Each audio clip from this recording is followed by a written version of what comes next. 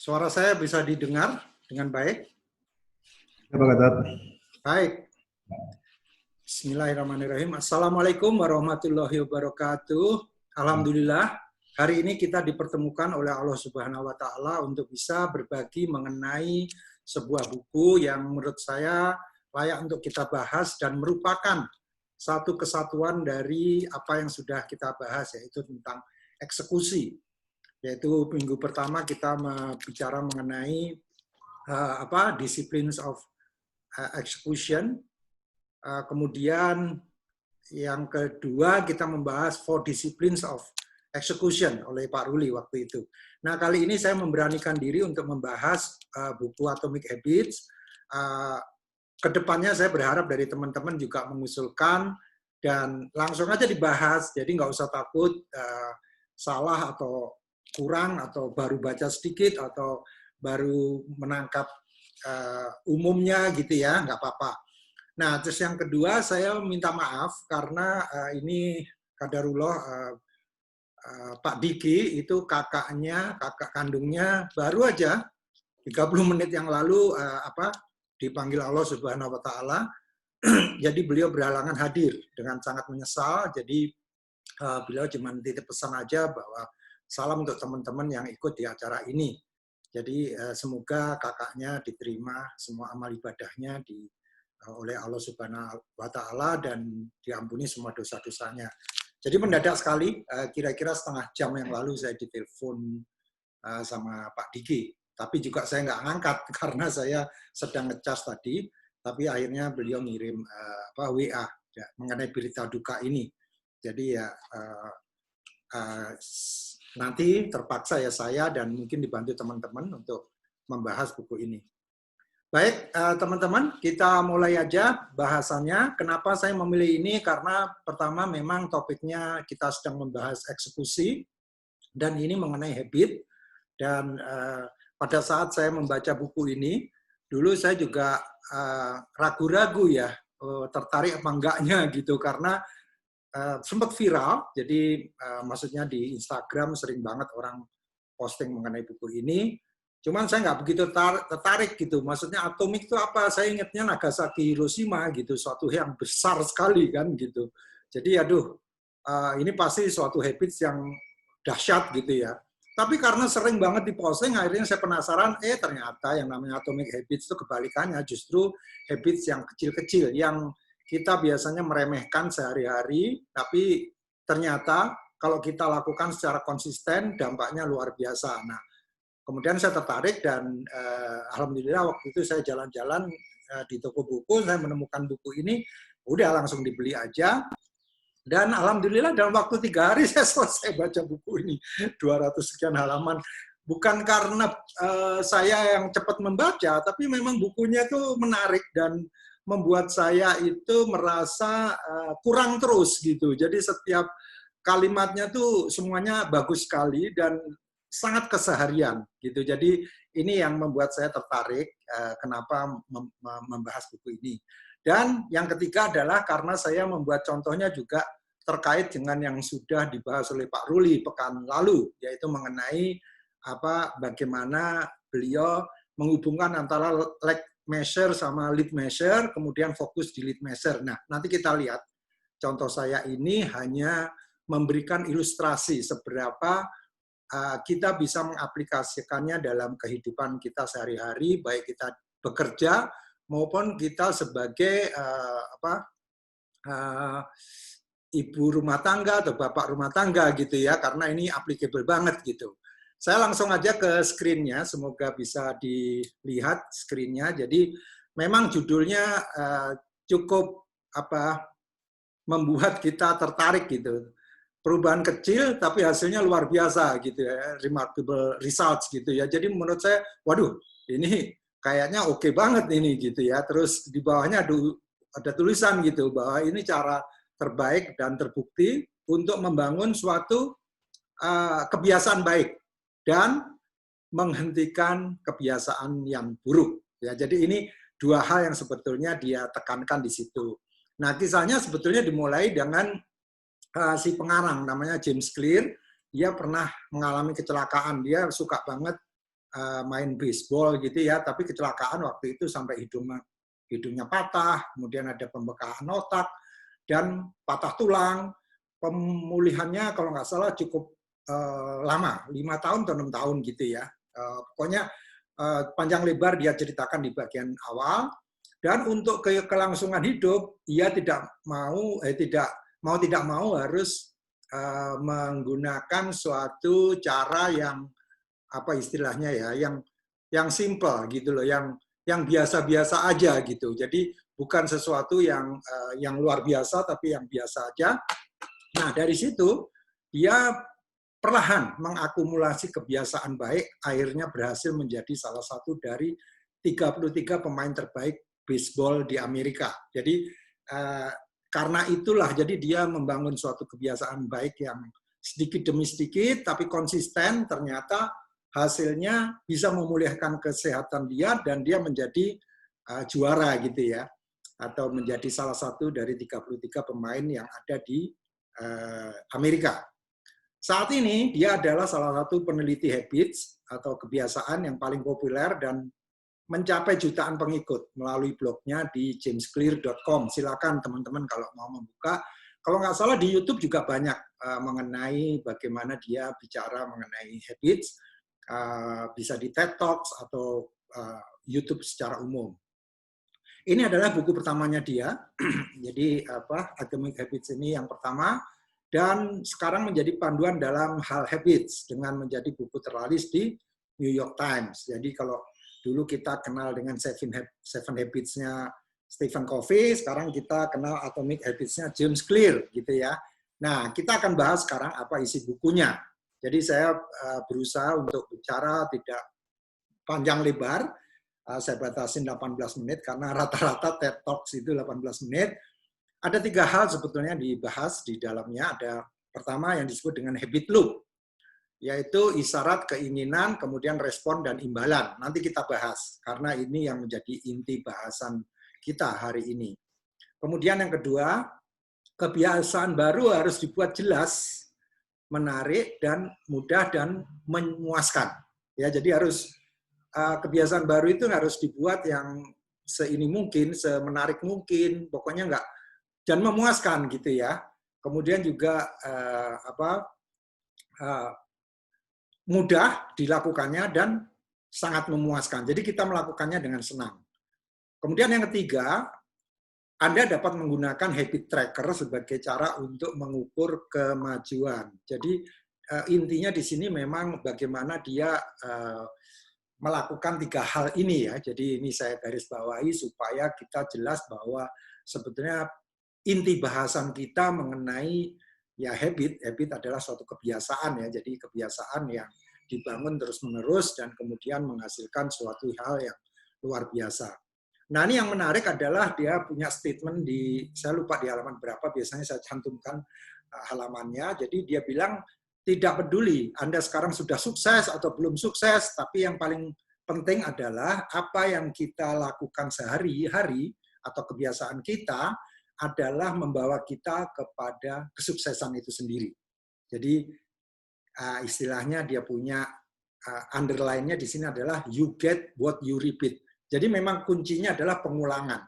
Nah, padahal kan kita tahu sendiri yang namanya pengulangan itu pasti musuhnya satu, kebosanan gitu ya. Nah, justru disinilah seninya, karena kalau di pekan lalu kita bicara angka dan angka gitu ya, jadi dari 4DX atau 4 Disciplines of Execution yang waktu itu diberi dengan contoh-contoh yang sangat bagus dari Pak Ruli, dan saya mendapatkan feedback yang bagus bahkan dari teman-teman yang tidak ikut tapi menyimak YouTube-nya karena direkam waktu itu. Jadi memang sangat jelas contohnya Pak Ruli, sehingga membuat kita terinspirasi gitu ya untuk menjalankannya dalam keseharian. Karena memang tujuan kita melakukan bedah buku ini adalah ya untuk kita cari hikmahnya dan kita manfaatkan gitu. Jadi bukan hanya sekedar oh buku ini menarik terus kita perdebatkan gitu, tapi kita ambil yang paling bisa kita lakukan apa gitu ya. Nah, kemudian the habit loop itu apa? Nah, ini ternyata terdiri dari isyarat, ya jadi segala sesuatu dimulai dengan isyarat dulu, kemudian adanya keinginan, respon, dan imbalan. Mudah sekali. Jadi ini isyarat tuh apapun, bisa bau, bisa apa? Misalkan Anda mencium bau yang lezat, makanan gitu ya, atau bisa juga dari pendengaran, ya kan ada suara burung yang indah misalnya seperti itu, atau juga bisa dari penglihatan atau bahkan hati gitu. Jadi intinya isyarat ini kalau saya bahasakan dalam keseharian semacam pemicu. Ya, nah pemicu itu kalau nggak kita maknai ya tidak akan ada artinya. Saya jadi ingat dulu pelatih saya Josh Colantes waktu saya di Citibank, dia bilang gini, coba kamu hitung jumlah kijang warna merah di Jakarta gitu ya. Kamu akan menghitung karena saya mengatakan ini. Coba kalau saya tidak mengatakan ini, mau kijangnya warna apa, kamu nggak akan perhatikan gitu. Jadi artinya kijang atau jumlah kijang itu tadi kita pakai sebagai pemicu, ya pemicu untuk kita mengamati sebetulnya berapa banyak sih kijang warna merah gitu ya, atau yang kita lihat dibanding yang warna lain gitu ya, misalnya seperti itu. Nah, inilah sebetulnya yang membuat saya sangat senang dengan buku ini karena sebetulnya begitu banyak jutaan bahkan atau mungkin ribuan aja atau ratusan puluhan pemicu yang setiap hari kita lihat sehari-hari gitu. Anda lihat anak kecil menangis itu aja sudah pemicu. Anak kecil ketawa itu udah pemicu gitu. Apapun ya itu semua sebenarnya pemicu. Hanya saja kesensitifan kita untuk memaknai. Jadi kuncinya adalah makna, pemaknaan, the power of meaning. Jadi makna dari apa yang kita lihat gitu ya, apa yang kita dengar.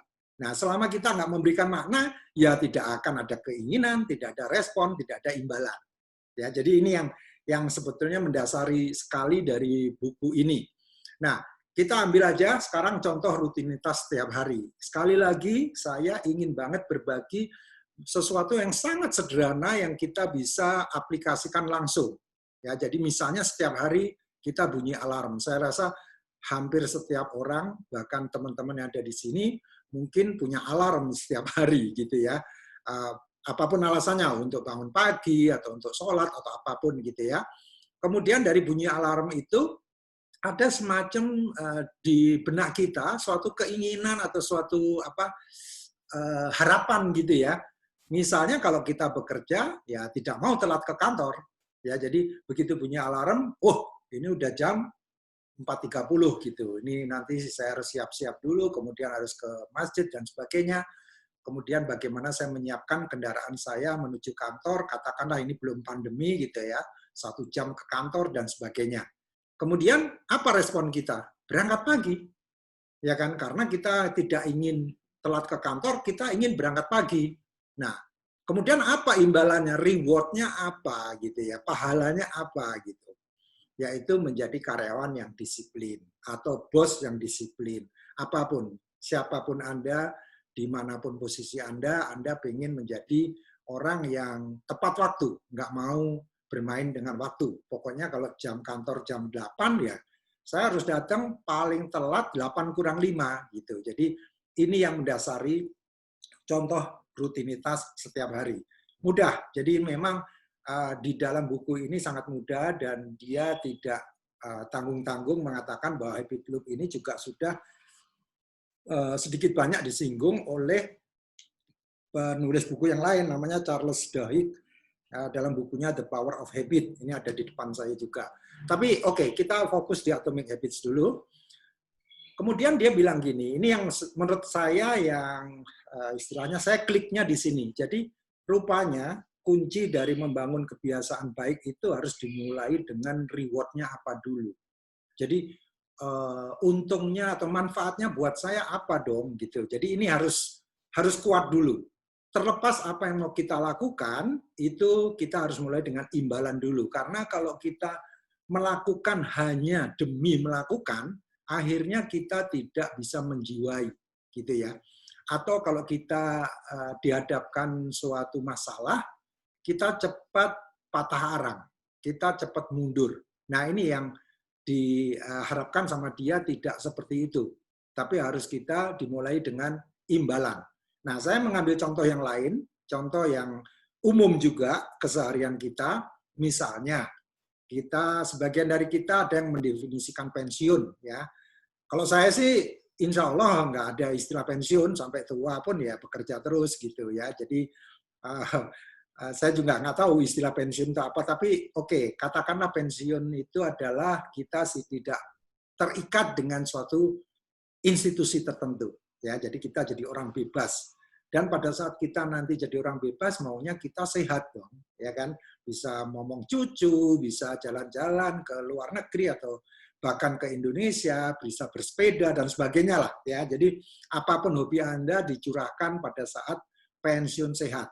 Nah, ini juga harus Anda artikulasikan gitu. Jadi bahkan ada buku lain yang menyinggung Anda harus punya dream book gitu ya. Jadi buku yang berisi tentang kira-kira gambaran Anda nanti pensiun sehat itu seperti apa gitu. Jadi kayak semacam buku ya, ada buku yang judulnya 4-hour work week ya. Jadi seminggu hanya bekerja 4 jam, kalau nggak salah gambarnya itu kursi di pinggir pantai gitu.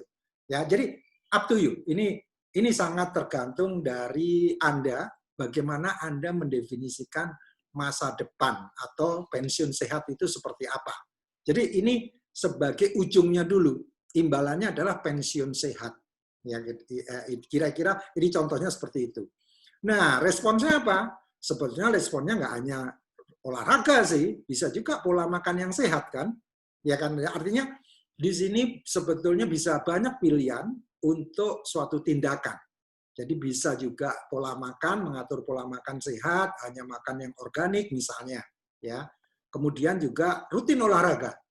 Nah, begitu ada kata-kata olahraga, sebagian besar dari kita itu ada rasa males, ya, karena olahraga itu pasti berkeringat, pasti ada upaya gitu ya. Jadi termasuk saya termasuk yang malas berolahraga gitu. Jadi harus bagaimana caranya, sebetulnya judulnya nggak olahraga tapi intinya olahraga gitu ya. Jadi ini sebetulnya suatu tantangan bagi sebagian besar orang mengenai olahraga. Kemudian apa dong yang bisa membuat saya menjadi terpaksa, nggak ada pilihan lain selain olahraga atau senam atau apalah ya. Kemudian kita bikin aktivitas. Jadi aktivitas ini yang menyenangkan. Jadi menjawab pertanyaannya James Clear tadi harus menyenangkan, tapi juga harus mudah dan menarik gitu ya. Jadi ini yang membuat dia ada 4 kriteria tadi, sehingga harus kita definisikan untuk diri kita. Jadi setiap orang akan berbeda. Ada yang suka bersepeda, ada yang suka renang, ada yang suka jalan kaki, futsal, atau jalan kaki sehat, lari. Ya, jadi apapun yang sifatnya sedikit berkeringat gitu, atau yoga atau apapun lah, senam. Ya, jadi yang sifatnya bisa membuat kita saat melakukannya itu senang, tidak ada hambatan sama sekali gitu ya. Kemudian baru kita bikin isyaratnya apa? Jadwal olahraga. Ya, jadi ini suatu gambaran yang sangat sederhana sekali mengenai bagaimana habit loop ini. Kalau tadi kita bicara kan dari searah jarum jam ya awalnya tadi. Jadi kalau kita bicara habit itu biasanya dimulai dengan isyarat, yaitu jadwal olahraga, misalkan bunyi kling atau bunyi di Google Calendar Anda harus berolahraga, kemudian membuat aktivitas yang menyenangkan, misalkan renang atau jalan kaki. Kemudian action-nya apa? Habit-nya apa? Rutin olahraga. Nah, ini sebetulnya atomic habits-nya di sini. Ya. Nah, kenapa Anda rutin? Kalau Anda nggak rutin, Anda ingat bahwa Anda nanti akan pensiun dengan keadaan sehat. Nah, ini juga yang sebetulnya saya aplikasikan dalam kehidupan saya sehari-hari, dan saya memang dari dulu nggak mau membedakan antara kehidupan personal dengan profesional. Maksud saya begini, bukan berarti urusan keluarga saya bawa ke profesional, enggak. Tapi intinya, apa yang membuat saya senang itu saya taruh sebagai suatu hal yang memotivasi saya.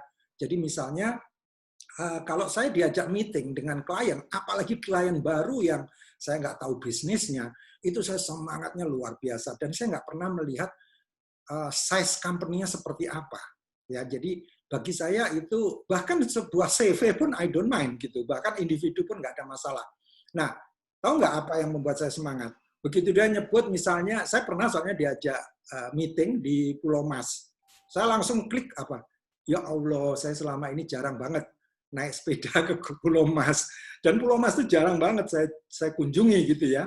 Dan waktu itu kan yang mengundang ini grup apa Kramayuda Motors itu apa Mitsubishi ya kan. Wah ini udah klien baru, saya juga nggak tahu apa yang dibutuhkan. Yang ada di otak saya bukan apa nanti jobnya apa nggak ngerti saya. Pokoknya yang penting saya akan bersepeda sudah pasti itu, udah pasti bersepeda. Ya jadi memang imbalannya saya nanti pengen jadi di imbalan itu adalah rute sepeda yang baru. Karena saya jarang sekali ke arah timur itu jarang. Biasanya saya selatan atau pusat gitu atau utara kadang-kadang. Nah, begitu saya dengar Pulau Mas gitu, saya langsung main Google Map, langsung lihat jumlah apa masjid terdekat di situ siapa. Kenapa masjid? Bukan saya sok soleh, tapi saya cari tempat mandi. Jadi hal-hal yang sebetulnya nggak aduh remeh-temeh kan, nggak ada hubungannya dengan profesional, tapi semangat saya menggebu-gebu benar. Benar-benar saya menggebu-gebu hanya sekedar oh ada rute baru bersepeda ini gitu ya. Ini menarik sekali. Nah, untuk aktivitas yang menyenangkan udah pasti saya bersepeda, nggak mungkin enggak. Dan caranya bagaimana? Saya lihat di Google Maps masih terdekat di mana gitu ya. Dan alhamdulillah dengan seperti itu saya terpaksa kalau yang namanya naik sepeda kan pasti harus ada paling enggak jeda paling dikit itu setengah jam lah karena untuk mengeringkan keringat, mandi dan sebagainya gitu ya atau apapun gitu. Dan karena di tempat masjid ya akhirnya terpaksa sholat duha misalnya seperti itu kalau pagi ya. Jadi artinya saya bukan sekali lagi bukan sok suci atau apa, tapi keadaan yang memaksa saya untuk melakukan itu gitu ya. Jadi ya apa ya istilahnya ya ini bukan masalah keikhlasan tapi kebiasaan yang akhirnya membawa ke sana. Nah, kalau mengenai isyarat, saya melakukannya dengan senang hati. Saya masukkan ke Google Maps, langsung saya bikin agenda. Nanti 2 jam sebelumnya gitu udah bunyi gitu. Dan begitu saya dengar bunyi itu tuh langsung di kepala saya tuh langsung ada keinginan yang membuncah gitu ya untuk ke tempat klien yang rutenya baru tadi gitu. Jadi yang saya bicarakan bukan masalah ini lagi, bukan masalah pekerjaan. Nah, nanti baru sambil goes, sambil mikirin kira-kira nanti mau ngomongin apa gitu dan sebagainya gitu. Ini contoh sederhana. Nah, sekarang kita masuk kepada kenapa saya mengatakan tadi bahwa ini ada kaitannya dengan 4 Disciplines of Excellence-nya Pak Ruli pekan lalu, yaitu fokus pada lead measures. Maksudnya begini, kalau saya jadi anak buahnya Pak Ruli, karena Pak Ruli punya 3 anak buah ya, jadi targetnya 15M. Nah, kalau saya salah satu anak buahnya, mungkin target saya 5M, gitu ya. Tanggal 31 Desember 2020. Ini ilustrasi saja, dan ini merupakan lag measure. Jadi, ini merupakan target yang ada di kepala saya. Nah, kemudian saya terjemahkan lagi. Ternyata kan Pak Ruli ada 3 lead measures yang dia turunkan. Pertama adalah bagaimana bisa meeting dengan potential klien setiap pekan berapa, misalnya berapa kali. Saya tulis di sini 4 misalnya ya, 4 kali per 4 klien per week. Kemudian disertai dengan membuat proposal. Mungkin saya membuat target aja 2 proposal per pekan gitu ya. Jadi ini pinjam ininya Pak Ruli. Kemudian follow up-nya 3 klien per pekan. Ya, jadi ini yang saya buat sendiri sebagai target saya.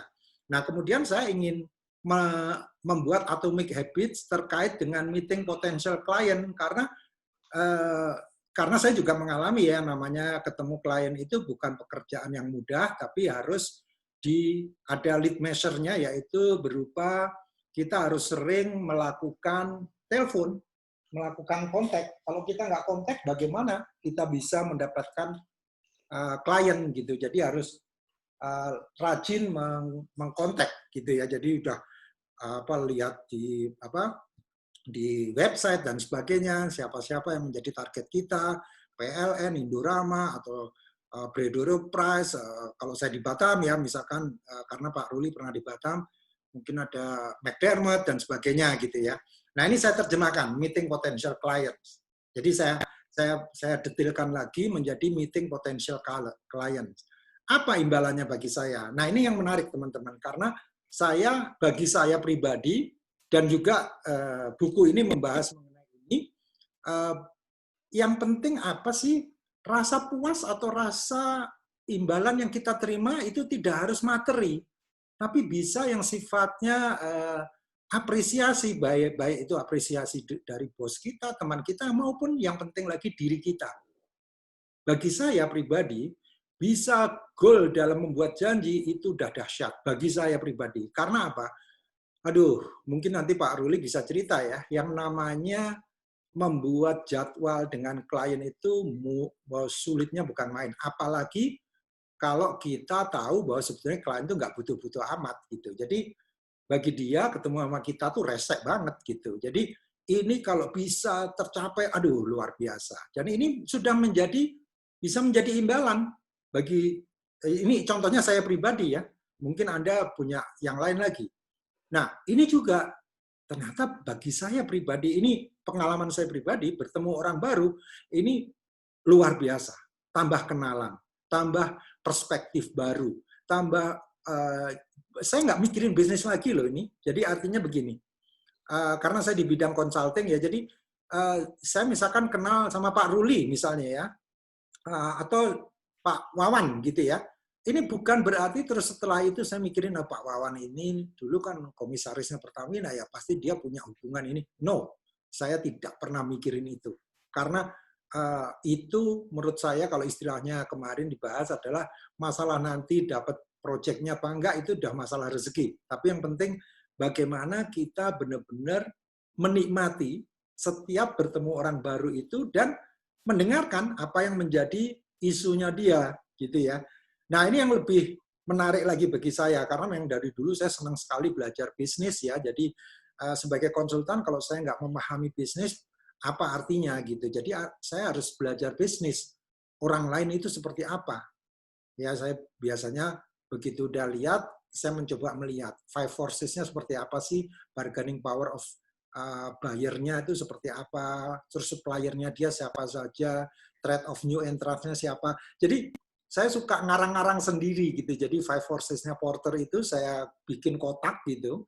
Dan sampai sekarang gitu, walaupun sekarang mungkin era disrupsi, banyak yang bilang katanya five forces sudah usang, udah biarin nggak apa-apa. Tapi yang namanya bisnis nggak mungkin nggak perlu customer kan. Jadi paling nggak satu force dari Porter itu masih berlaku. Ya, bargaining power of buyer itu masih berlaku. Supplier, mana ada perusahaan yang nggak perlu supplier? Semuanya perlu. Jadi artinya two forces dan sebagainya. Ya, tapi intinya kembali ke imbalan bagi saya adalah saya merasa puas, saya merasa lega kalau saya bisa belajar bisnis orang lain. Itu luar biasa bagi saya. Kemudian memahami needs and wants dari clients. Nah, ini sebagai konsultan seringkali atau kadang-kadang saya menjumpai yang diucapkan klien itu kadang-kadang bukan masalah yang sebenarnya. Ya, jadi karena saya di bidang change management dan strategi, kadang-kadang ini masalahnya karena yang bersangkutan atau klien itu tidak puas dengan kinerja timnya, tidak puas dengan kinerja perusahaannya. Ya, jadi tapi cara menyampaikannya nggak seperti itu. Nah, ini menurut saya ilmu yang sangat bagus dan kalau saya bisa memahami, alhamdulillah ini sudah merupakan imbalan yang luar biasa. Kemudian yang tidak kalah pentingnya begitu sudah ketemu orang itu langsung kreativitas muncul ya. Jadi nanti saya mesti bikin proposalnya seperti apa ya, istilahnya apa yang bisa saya tangkap dari masalahnya dia, terus apa yang bisa saya tawarkan. Jangan-jangan bahkan saya nggak punya skills untuk menawarkan itu gitu ya. Jadi intinya semua itu saya masukkan ke dalam imbalan. Nah, ini sengaja saya tulis dengan warna lain karena ini mungkin sangat spesifik saya yang tadi saya ceritakan, rute baru dalam bersepeda. Kalau Anda suka berlari, dalam berlari bisa aja Anda ke Rawamangun atau ke Pulau Mas dari Jakarta Selatan, lari gitu ya. Kemudian di sana cari tempat mandi dan ketemu klien, bisa aja gitu. Jadi kalau saya karena bersepeda, jadi bagi saya rute baru ini merupakan semangat luar biasa. Jadi ini contoh mengenai imbalan. Jadi kuncinya memang di imbalan. Imbalannya itu apa? Dan tidak harus sifatnya materi. Ya, jadi saya pernah melakukan sosialisasi mengenai buku ini dalam pelatihan. Ada yang mengatakan, Pak, tapi kami kan sebetulnya imbalan nggak usah mikir karena kan kita sudah digaji sama pemerintah, sama perusahaan gitu ya. Saya bilang poinnya bukan di situ. Imbalan ini adalah hal yang membuat Anda puas setelah Anda melakukan sesuatu. Itu apa? Dalam pekerjaan Anda, apapun itu Anda harus bisa membayangkan kepuasan Anda itu nanti apa gitu ya. Nah, kemudian meeting potential klien, saya kemungkinan terus saya rangkum, imbalan yang paling memuaskan saya adalah dari yang saya list tadi, wawasan bisnis, ya melalui kenalan baru, bisnis baru. Kemudian ada kesempatan untuk membuat proposal yang nohok, gitu, yang nunjek gitu, yang robust gitu ya. Nah, karena apa? Saya sudah ketemu klien, saya sudah mempelajari isu-isunya, saya sudah browsing di internet, websitenya seperti apa, saya sudah tahu kompetisinya seperti apa. Insya Allah proposal saya nanti akan benar-benar addressing their needs gitu loh. Karena memang saya kalau membuat proposal belajar dari perusahaan saya dulu di Pricewaterhouse, selalu memulai proposal bukan jualan diri kita, tapi kita mengkonfirmasi permasalahan bisnis dia apa. Jadi selalu proposal itu saya mulai dengan my understanding of your requirements. Itu nomor satu. Karena bisa jadi requirements-nya dia itu nggak bisa sepenuhnya kita penuhi. Gitu ya. Jadi kita harus confirm dulu mengenai understanding itu, setelah itu baru kita susun yang kita usulkan apa. Kemudian yang juga imbalan bagi saya paling menyenangkan adalah kesempatan menggali lebih jauh, ya, baik dia, baik bisnisnya.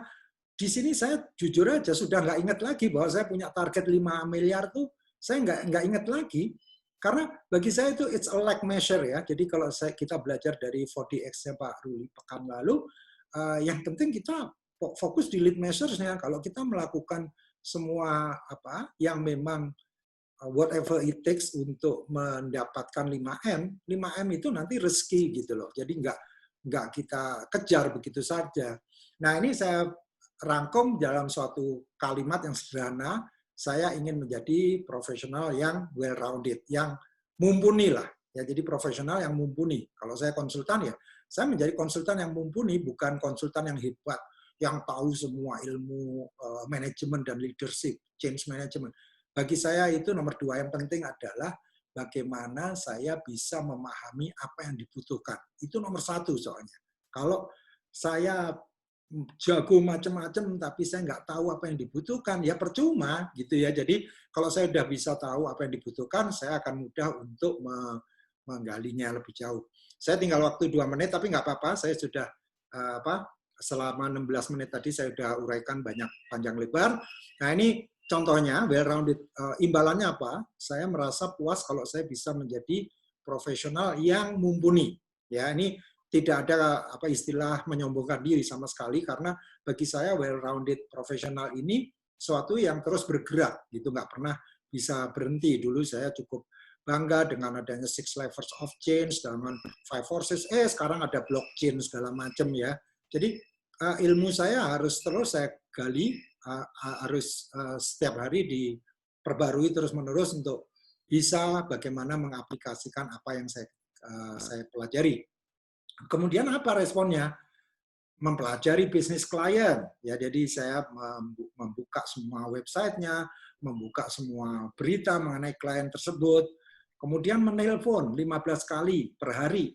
Ya, jadi menelpon harus, karena kalau nggak menelpon 15 kali per hari, ya jadi artinya melakukan lead measure ini, ya kapan saya bisa mendapatkan janji, gitu ya. Kemudian meeting dengan percaya diri. Misalnya saya targetkan 3 kali per minggu, per pekan. Ya, jadi tapi meetingnya dengan percaya diri karena saya sudah melakukan yang pertama mempelajari bisnis klien, menelpon 15 kali. Jadi kalau telepon itu saya selalu bawa catatan. Karena saya nggak mau sedikit pun apa yang diomongin klien saya itu hilang begitu saja gitu. Nah, kemudian keinginannya apa? Memahami needs and wants, klien supaya proposalnya nunjek, maksudnya robust proposal tadi ya. Jadi ini memang salah satu yang membuat saya senang sekali jadi konsultan itu saat membuat proposal sebetulnya, karena disitulah saya menguji seberapa bagus saya memahami kebutuhannya dia gitu. Jadi ini suatu proses yang menurut saya sangat menyenangkan gitu. Di samping juga delivery tentunya menyenangkan juga. Kemudian notifikasi di HP untuk setiap potensial klien. Jadi saya uraikan satu persatu gitu ya. Jadi ini contohnya. Nah, ini semua sebetulnya adalah suatu siklus. Nah, kemudian kalau mau dibuat tabel, karena kalau di training saya biasanya memberikan contoh seperti ini. Jadi seperti tabel ya. Jadi ini contohnya memang ini yang searah jarum jam semua ya. Jadi misalkan ada bunyi kling di contoh pertama ini di tabel ini. Bunyi kling di HP, kemudian ada keinginan apa, mengetahui ada pesan apa, nah ini normal sekali kan. Kemudian responnya apa, melihat layar HP, ya kan. Kemudian apa, ini imbalannya, merasa lega mengetahui pesan yang baru diterima. Ya, jadi ini semua searah jarum jam semua. Kemudian bau sedap, donat misalkan, keinginannya apa, mencoba cita rasa donat, membeli donat dan memakannya. Kemudian terpenuhi keinginan akan cita rasa donat. Nah, ini saya sedikit share pengalaman yang saya lakukan waktu itu yang terakhir, yang 2 terakhir ini ya. Jadi pada saat saya membantu, pertama kali saya menggunakan Atomic Habits ini di bulan Oktober tahun 2019, saat saya melatih collection unitnya Bank Muamalat Indonesia. Saat itu judul pelatihannya juga saya buat cukup aneh gitu, should we do it differently gitu. Maksud saya pengen memancing teman-teman di Bank Muamalat bagaimana melakukan collection dengan cara yang berbeda, bukan cara yang sekedar tagih-menagih gitu ya. Nah, ini di sini saya buatkanlah tabelnya ya. Misalnya munculnya flag di komputer. Kemudian apa keinginannya, mendapatkan kesepakatan customer. Jadi yang ada di benak itu setiap collection unit atau collection unit di perbankan, di financial institution selalu ingin mendapatkan kesepakatan dengan customer. Ya, apapun bentuk kesepakatan itu. Kemudian responnya adalah menelpon untuk mendapatkan promise to pay, PTP. Jadi maksudnya bagaimana kita bisa melakukan penelponan janji kalau kita nggak pernah menelpon. Jadi memang menelpon ini suatu kegiatan yang harus rutin, kayak tadi saya menelpon juga gitu. Kemudian hasilnya apa? Lega, customer berjanji akan membayar. Coba lihat ya, hanya kata-kata berjanji aja belum membayar, hanya berjanji baik Pak Gatot saya akan membayar gitu bulan depan, itu sudah puasnya bukan main sebagai seorang kolektor gitu ya. Jadi mindsetnya harus dirubah bahwa bukan kita menagih, tapi memberi advice ke customer bahwa yang namanya hutang itu dibawa sampai mati ya. Ya, cuman ngomongnya nggak usah gitu. Tapi intinya kita harus termotivasi bahwa kita bukan sekedar menagih, tapi lebih dari itu. Kita memberikan advice yang bermanfaat bahwa kita membantu dia untuk menepati janji. Mana? Halo? Oke, jadi yang penting kebiasaan baru harus jelas, menarik, mudah, dan memuaskan. Ya, jadi dari buku ini saya belajar mengenai hal ini. Tadi saya sudah uraikan contohnya, dan sekarang mari kita bahas satu persatu. Kalau mungkin ada pertanyaan atau sanggahan, tadinya saya berharap ini Pak Diki yang memberikan istilahnya ya, tanggapan, karena yang namanya implementasi bisa saja sangat berbeda dengan apa yang sudah kita canangkan ya. Jadi bisa jadi ini suatu hal yang baru bagi mereka gitu. Baik, dari saya sedikit mengenai buku itu tadi, Atomic Habits. Kalau ada istilahnya ya, sanggahan atau pertanyaan, silakan. Mudah-mudahan juga saya bisa menjawab.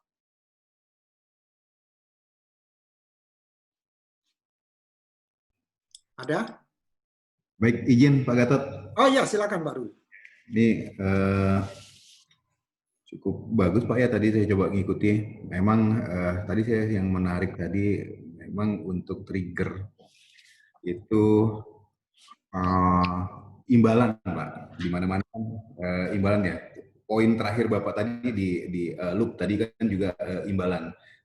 Memang kalau dikaitkan dengan 4DX yang kemarin, imbalan itu memang akan diberikan kepada, contohnya kalau di tim saya, kepada orang yang memang sudah mencapai lag-nya dalam arti kalau dicontohkan di Bapak tadi 5 miliar misalnya ya, 5 miliar untuk pencapaiannya, maka dia akan dapat imbalan, apakah itu bentuknya bonus dan lain-lain gitu ya.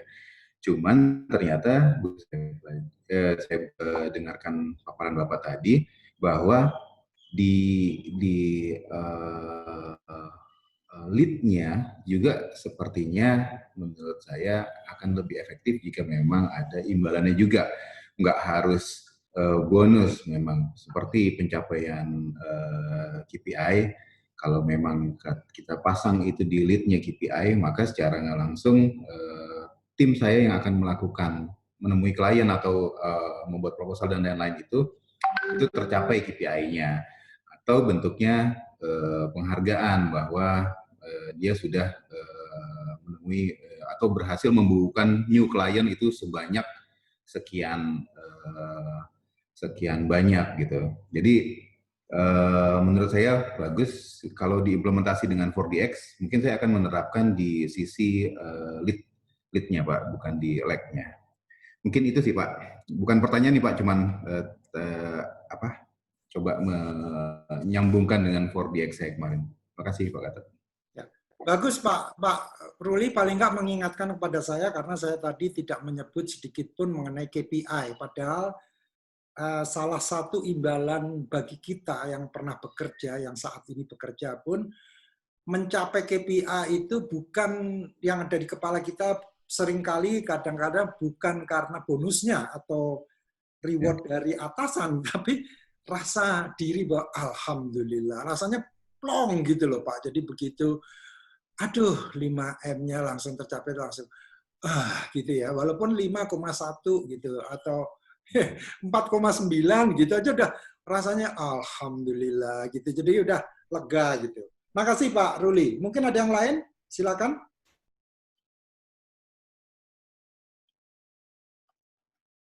Tidak harus bertanya, kalau mau berdiskusi juga silakan. Ada? Bu Indah biasanya nih. Saya mau coba yang general Pak nih. Jadi kalau misalkan tadi kita kaitkannya ke individu masing-masing gitu kan, dimana mungkin aspirasi atau reward-nya itu kan beda-beda. Nah ini kalau kita terapkan di organisasi gimana ya Pak? Setuju dengan Pak Gatot dan Pak Ruli bahwa memang nggak harus endingnya itu nggak harus dengan bonus gitu atau performance itu kan di ujung gitu ya. Tapi bagaimana agar di reward-nya itu bisa kita terapkan day by day? Apakah kita mungkin bikin kayak seperti reward of the month atau apa itu efektif gitu atau seperti apa gitu? Mungkin masukan yang lebih konkret kalau ini diaplikasikan di organisasi dengan jumlah orang yang cukup banyak dan mungkin reward-nya beda-beda gitu Pak. Mungkin kita usulannya barangkali. Baik, terima kasih Mbak Indah. Ini alhamdulillah nih saya diingatkan ya. Jadi ini bukan dari buku ini, tapi saya langsung ingat suatu pengalaman di mana saya pernah bekerja di suatu unit yang jumlah orangnya 18 orang. Jadi nggak terlalu besar karena jumlah karyawannya waktu itu sekitar 4.000-an gitu ya. Tapi begini, waktu itu juga belum ada buku yang namanya Atomic Habits, belum ada. Ini contoh mengenai reward tadi, ini diperlakukan di dalam, saya nggak bisa memberikan contoh yang 4.000 orang, yang 18 orang aja, itu bos saya, si Paul itu menetapkan begini, dia bahkan tidak fokus kepada KPI-nya, tapi fokus kepada bagaimana kita bekerja dengan arah yang jelas, ya. Kemudian dia bilang gini, by December, you will go to aduh kok saya lupa ya daerahnya waktu itu. Pokoknya daerah Jawa Barat gitu loh. Pokoknya tamasya gitu loh. Kita akan tamasya bersama-sama di sana. Jadi dia mencoba membayangkan kita satu tim itu bisa pergi tamasya ke Pangandaran atau kemana, saya lupa lah. Pokoknya suatu tempat yang menarik sekali. Nah, akhirnya kita bekerja, ingatnya itu. Bukan, oh kita harus mencapai 5 miliar, kita harus ini. Bukan itu, tapi kita reward bahwa yang kita akan ke sana, bahkan, ini yang menarik, kita waktu itu siap, 18 orang itu chip in masing-masing membayar. Jadi masing-masing nanti akan, jadi artinya itu bukan dari perusahaan yang ngasih, kita sendiri, karena memang nggak dibudgetkan. Oke, kita aja nanti having fun, kita bayar masing-masing sekian ratus ribu, kita pergi di sana nginep 2 hari gitu. Misalnya seperti itu. Nah, apa yang terjadi? Ternyata dengan seperti itu, kita tuh sangat excited untuk pergi ke tempat itu. Nanti kita akan ini ya, kita akan ini bersama api unggun, bla bla bla gitu. Kita camping aja di sana, jangan di hotel, bla bla bla gitu. Nah, itu yang menyemangati kita dan alhamdulillah tercapai. Dan apa yang terjadi? The company itu pays for the trip. Jadi perusahaannya yang membayar trip itu ke kemana, ke Jawa Barat gitu. Jadi bukan kita yang tadinya akan saweran gitu. Nah ini contoh saja Bu Indah. Jadi untuk organisasi saya tidak melihat ada di buku ini ya. Mungkin saya memang buku ini lebih ke individu sih Mbak Indah. Tapi bisa aja kalau misalnya kayak bos saya tadi si Paul Aswin namanya, dia bisa menggugah kita dengan cara bukan target yang dia canangkan, tapi we will go to Pangandaran. Itu yang dia canangkan itu gitu. Nah, ini yang menarik gitu.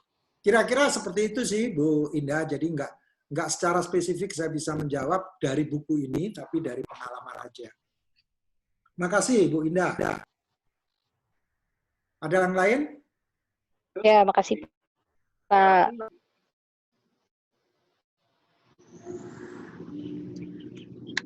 Mas Rian, biasanya?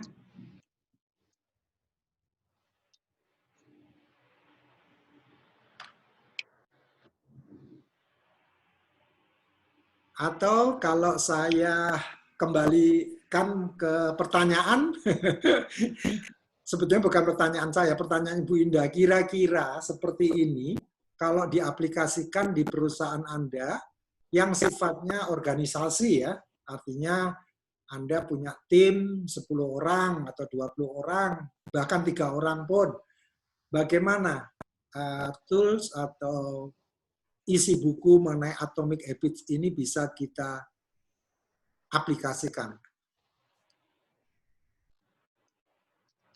Kang Wawan? Kang Wawan kan pengalamannya banyak nih, pernah di GE segala macam. Saya sih nggak ada yang semuanya apa yang disampaikan Pak Gatot sangat ini ya, semuanya benar gitu ya. Jadi agak susah untuk masuk dari angle manapun. Jadi menurut saya ini kan apanya ya, lebih dari sisi baik dari sisi motivasi atau apa yang diketuk gitu ya. Jadi mungkin kalau saya memang selalu melihatnya selalu dari sense of purpose gitu ya. Dan kalau kita udah mau masuknya dari sense of purpose itu, apa yang semua disampaikan Mas Gatot itu semuanya menjadi lebih kena gitu ya. Jadi konteks itu kan kita bekerja bukan hanya sekedar untuk bekerja gitu ya. Bekerja itu ada apa yang ingin kita lakukan dan alami dalam konteks yang lebih fulfilling gitu ya, rewarding. Nah, itu menjadi ini tersendiri buat apapun yang kita kerjakan, apapun yang kita ingin lakukan, dan termasuk untuk bukan hanya menjalaninya, tapi menyelesaikan dan dengan baik gitu loh. Itu aja sih, saya nggak ada hal spesifik lain, tapi itu sangat mengena buat saya. Terima kasih Mas Gatot. Mungkin sedikit bisa diceritakan pengalaman di GE mungkin, kan pernah di GE, pernah ke Crotonville lagi. Itu suatu tempat yang saya inginkan tuh. Bisa ketemu Jack Welch, waduh luar biasa itu. GE itu kan GE itu kan di apa ya? Pengalaman saya di GE itu kan kebanyakan orang itu alpha male yang luar biasa luar biasa aktif dan selalu pengen menang gitu ya. Tapi di GE sendiri punya mantra bahwa seharusnya leaders itu adalah orang-orang yang humble gitu ya. Dan konteks itu yang selalu ditekankan pada waktu saya ini, memang kan saya udah mungkin berapa tahun yang lalu itu ya, hampir 10 tahun yang lalu gitu waktu saya. Tapi memang Jack Welch itu kan punya karakteristik sendiri yang dia cukup lama lah ada di situ ya, dan 19 atau 20 tahun saya lupa dia memimpin GE dengan caranya dia sendiri. Nah, waktu setelah dia agak sedikit berubah for good and bad, for better or worse gitu, pendekatannya lebih melihat dari sisi interrelationship yang lebih baik gitu ya sebagai seorang leaders. Dan di GE itu karena kita tuh matriks dan hubungan dengan semua orang itu kan jauh, apalagi kita di Indonesia itu kan paling orangnya berapa gitu dan selalu harus bekerja sama dengan berbagai orang di berbagai tempat. Jadi yang ditekankan adalah how to influence ya, dengan konotasi yang baik gitu ya. How to influence itu konteksnya adalah karena organisasinya matriks ya, kita meminta orang lain untuk mengerjakan sesuatu yang sebenarnya memang for our common objective, common measures, common success gitu. Tetapi orang itu kan juga mendapatkan permintaan dari berbagai tempat, dari berbagai negara, dari berbagai bisnis untuk mensupport gitu. Nah, how we actually try to influence the right way itu yang mungkin yang harus. Nah, setiap saya dapat training itu di GE, kalau ke Crotonville atau kemanapun juga, itu selalu balance antara tools, mekanistik, sama yang sifatnya tadi, yang sifatnya non-teknis, yang sifatnya adalah how to influence the right way, the better way gitu ya. We should be firm, we should be, tetapi tetap harus dengan kindness, dengan apa gitu ya.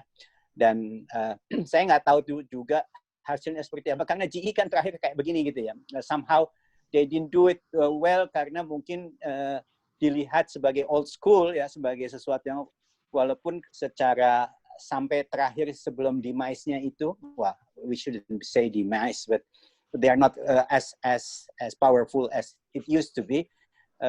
Itu kan in and out mereka selalu perform dan menghasilkan dividen yang luar biasa besar, tapi for some reason pasar tidak melihatnya seperti itu karena kita dianggapnya ketinggalan dibandingkan the dot-coms, teknologi yang itu segala macam gitu, dan itu kemungkinan kesulitan untuk GE untuk melakukan penyesuaian dengan apa yang ada dalam ekspektasi di mata orang, terutama dari shareholders maupun orang yang dari sisi market gitu. Susah untuk jelasin kalau dikaitkan dengan buku ini atau apa gitu ya.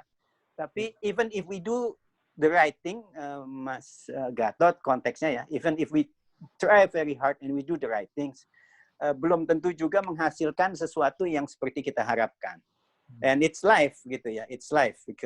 Because dan dalam konteks ini mungkin ada ini yang lain, apa yang membuat kita seharusnya tetap kontekstual.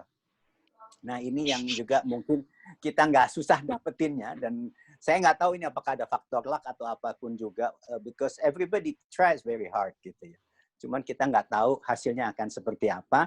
Nah, kalau kita kembalikan lagi bahwa kepada sense of purpose, semuanya kalau buat saya sih menjadi relatif lebih mudah, karena once you actually do your best, pakai berdoa dan sebagainya, ya kita serahkan kepada yang di atas untuk bagaimana hasilnya. Ya. Itu Mas Gatot. Oke. Terima kasih, keren banget. Saya baca bukunya Noel Tichy aja mengenai Crotonville udah bagus banget, senang banget, Control Your Destiny. Tapi ya udah, memang kita tahu semua bahwa GE sudah nggak seperti dulu, tapi pembelajaran yang kita peroleh dari GE itu luar biasa dan bahkan sudah diterapkan di beberapa perusahaan, termasuk yang Tesla-nya Elon Musk itu sedikit banyak juga pakai istilahnya konsep-konsep yang dikembangkan oleh GE juga gitu. Oke, makasih Kang Wawan, ini sharingnya luar biasa mengenai GE.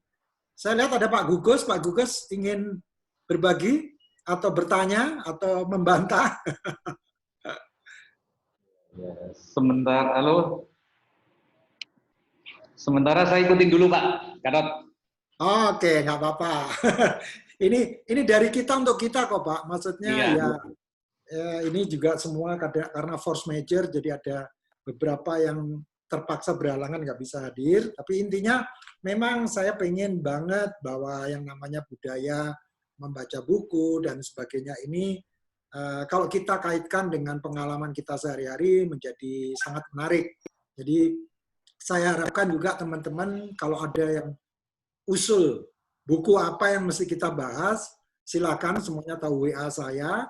Nanti kita kasih waktu untuk membaca masing-masing atau gimana, dan kemudian kita bahas. Karena memang intinya buku baru bermanfaat kalau kita bisa kaitkan dengan aplikasinya. Dan menurut saya ini banyak buku yang bagus. Dan tadi saya sebut bahwa The Power of Habit ini saya juga baca, tapi belum habis. Tapi bagus juga karena ternyata disebutkan juga oleh si Atomic Habits ini, James Clear, sebagai salah satu buku yang layak untuk membangun habit. Nah, mungkin ke depannya kita sudah membahas mengenai eksekusi ini 3 kali, bukan berarti ini tidak menarik, ya, tapi siapa tahu teman-teman ingin ke yang lebih lain lagi, misalkan kepemimpinan atau inovasi atau change, ya, silakan nanti diusulkan. Tapi kalau memang tidak ada yang mengusulkan, nanti terpaksa saya mulai lagi. Tujuan saya bukan saya sok pinter, tapi saya pengen istilahnya memancing diskusi. Ya seperti Atomic Habits ini, saya masih belum membahas di sini banyak banget, misalkan tabel-tabel ini ya. Ini ada tabel-tabel segala macam. Ini yang tabel-tabel yang sebetulnya kita malas membuatnya. Ya karena buat apa? Ini kan terlalu remeh gitu. Nah, saya mikirnya kebalik sekarang. Kalau seorang James Clear yang pengikutnya jutaan, ya, followernya itu banyak dan bukunya New York Times bestseller, dia aja nggak malu-malu membuat ini habit tracking ini. Kenapa kita mesti malu ya? Karena saya percaya bahwa segala sesuatu yang kita tulis, kita akan merasa tidak sempurna kalau kita tidak mengaplikasikannya gitu. Dan ini yang membuat saya tertarik untuk selalu membahas ini. Oke, baik teman-teman. Kecuali masih ada satu lagi yang mau dibahas atau mungkin usulan, silakan kalau ada usulan. Kalau mau dibahas sekarang atau ada suatu ganjalan yang mengenai apapun terkait dengan kegiatan ini, karena kegiatan ini memang saya usulkan kita batasi 1 jam saja supaya kita bisa kembali bekerja, karena yang penting bagaimana kita bisa memaknai dari pertemuan yang pendek ini. Dan pembahasan bukunya nggak lama kok, paling 18 menit, 20 menit. Setelah itu baru kita diskusi bersama gitu. Seperti sekarang lah. Jadi saya juga nggak menyiapkan slide-nya sampai 50-an tadi, cuman berapa? 15 slide gitu. Ada dari teman-teman yang ada mau disampaikan atau ditanyakan?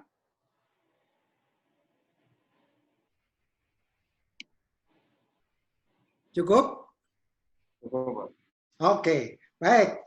Kalau gitu kita akhiri. Jadi nanti ini sesinya direkam, nanti saya bagi ininya linknya supaya paling tidak kalau masih ingat poin-poin yang kita bahas, kita bisa merujuk ke link tersebut.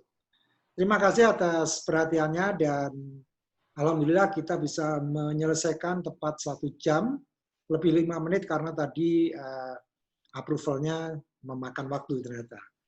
Terima kasih. Alhamdulillah. Wassalamualaikum warahmatullahi wabarakatuh. Waalaikumsalam warahmatullahi wabarakatuh. Terima kasih Pak. Sama-sama. Makasih Bu Indah. Semoga bermanfaat. Bu Erni. Ya, kemudian Pak Gugus, Kang Makasih, Ulu, Pak. Pak Naufal, Pak Ruli, Kang Wawan, Sampai jumpa di pekan depan insya Allah. Kalau ada usulan buku, silakan sampaikan, nanti kita akan bahas. Oke, silakan, Liv. Terima kasih, Pak. Ya, sama-sama.